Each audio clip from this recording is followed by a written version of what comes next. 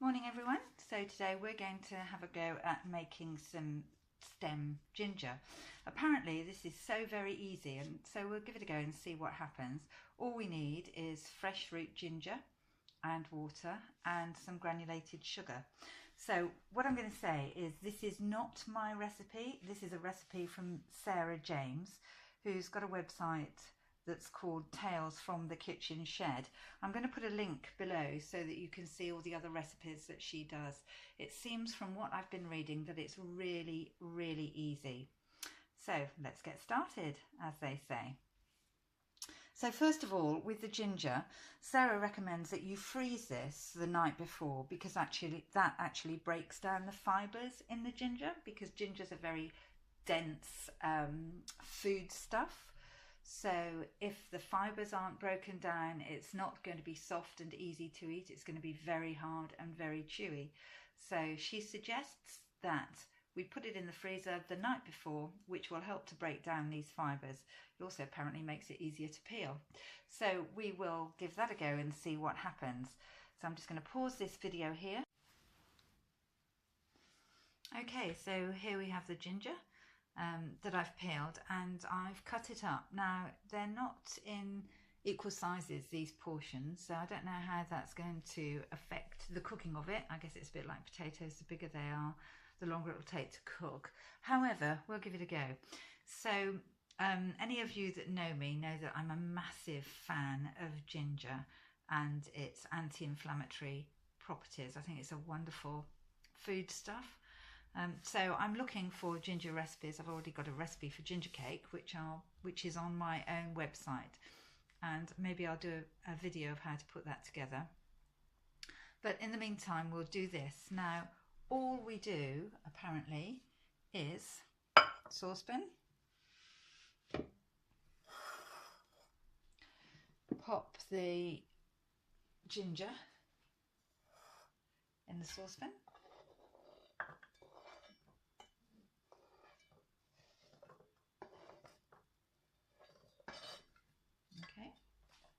So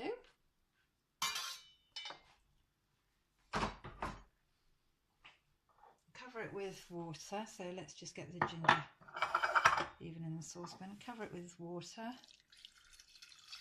so that in your pan you've got a couple of centimetres of water above the ginger line. So it's just make that fairly level.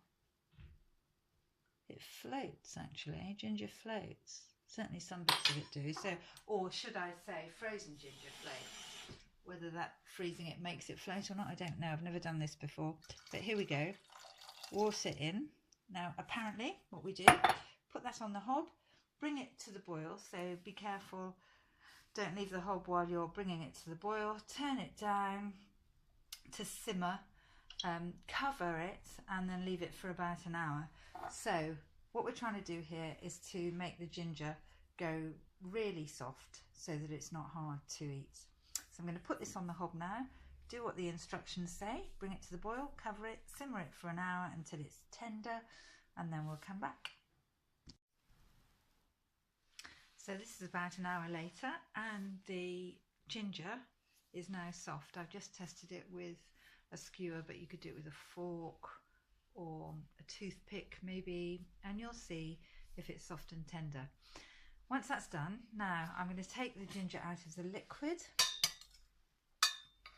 I've got 150 grams of ginger here, root ginger here, and I shall need to put this liquid that the ginger's simmered in into a jug and top that up with water until we get 75 mils of liquid.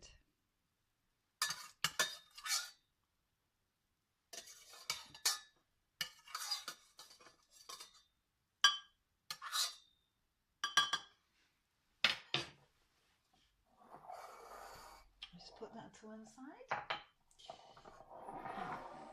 So let's put this round so we've got mils. Here now, 75 mils is not a lot, so let's just see.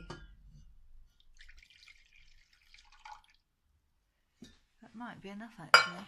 Yeah, that's about 100 ml, so that's absolutely fine. I should just use that. So that's the liquid that the ginger's cooked in. I'm going to put that in there, in the saucepan. And to that, I'm going to add 150 grams of granulated sugar. So effectively, what we're going to make here is a sugar syrup. Now, sugar syrup gets very, very hot, so please do be careful when you're cooking this, and do it slowly. So we're going to put this over the heat and just stir it until the sugar has dissolved. Once the sugar has dissolved, we're not going to stir it anymore, and we're just going to let it bubble away. I guess just check it every 5 minutes or so. If you do it too fast, it will go brown and it will start to caramelize and then start to go like cracknel. So it will taste burnt. So you need to cook this quite slowly. Wait till the sugar has dissolved and then just let it boil a little bit, or simmer really gently, actually, about 15 to 20 minutes. Just check it, as I say, every 5 to 10 minutes to see if you've got a syrup. Once you have got a syrup, then we're going to put the ginger back in and cook for another 20 minutes, again simmering it for 20 minutes. Then we'll put it back into some jars. All right then, so now let's turn this sugar and water into sugar syrup. There you go, so you can see that my sugar has dissolved pretty much. There's a few tiny grains in there, but they will go. So I have done this very, very slowly over a low heat, and I'm going to leave it on that low heat now, and this will take about 10-15 minutes or so. Just check it every 5 minutes, see if it's turned into a syrup.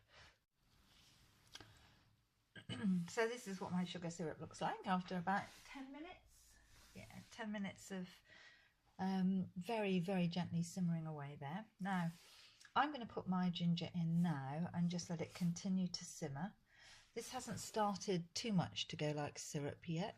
You can see a slight skin on it, and as you tip it to the side, obviously it boils a lot quicker because the heat, I don't know why, obviously, actually it seemed to do that. So now I'm going to put ginger in a little bit at a time and just let that continue to bubble away. That's strange that it's done that. So I don't know why the addition of the ginger has made that bubble up so quickly. It's still only on a low setting. Anyway, let's pop this in.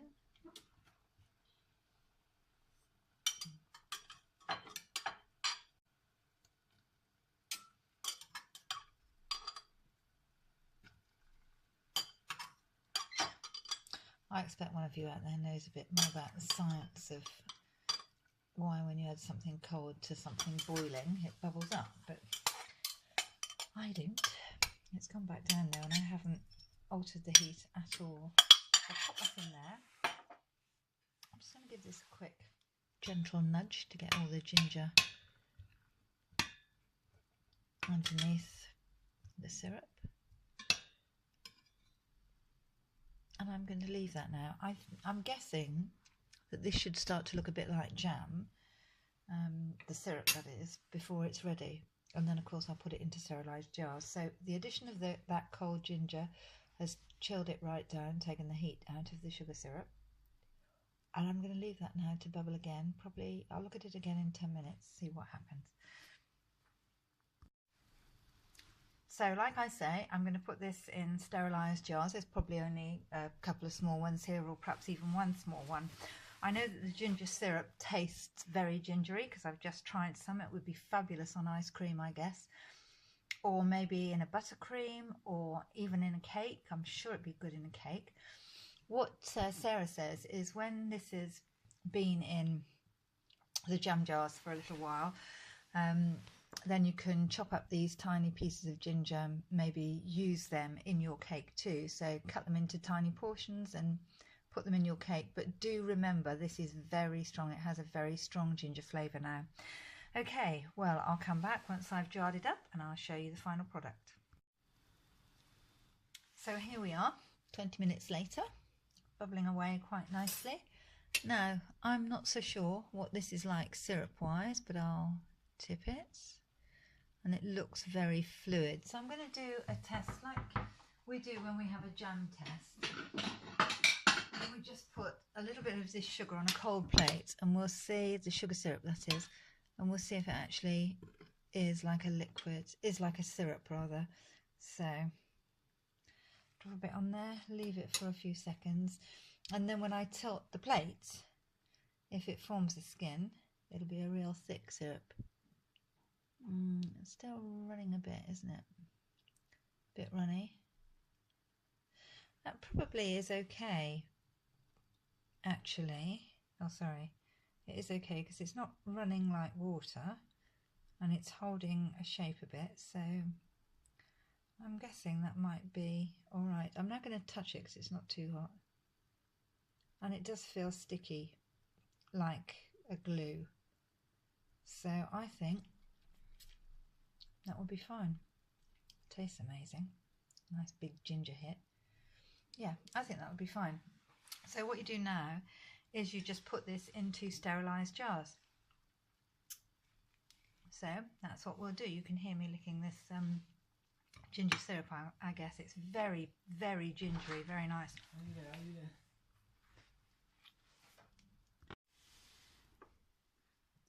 And there you have it, one small jar of stem ginger.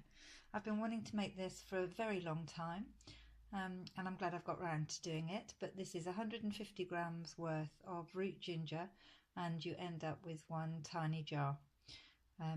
But I think that this jar will last me quite a long time. It's a very intense flavour, so I'm thinking, I suppose depending on how many cakes I make, how much ice cream we eat, but I reckon it will last me about 6 to 12 months.